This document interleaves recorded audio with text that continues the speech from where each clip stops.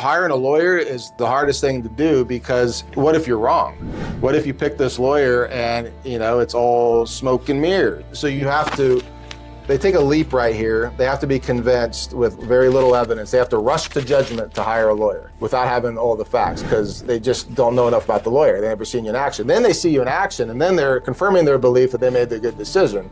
And then boom, you start delivering results. I say this is going to happen if we do this, and then it happens, you increase trust. And big cases that have long timelines, obviously it's easier to develop that relationship because they become like family. You know them for a year. I was just thinking about our two cases where both folks are immigrants from one particular continent. Those huge, huge cases that we have. I think it's interesting because I see all the work that we do behind the scenes. I mean, I can say, Frank and Dana are, putting their, blood, sweat, and tears into the case. And it's interesting to me because I know, intellectually that those clients don't see everything that we're doing behind the scenes, but it's interesting because they know.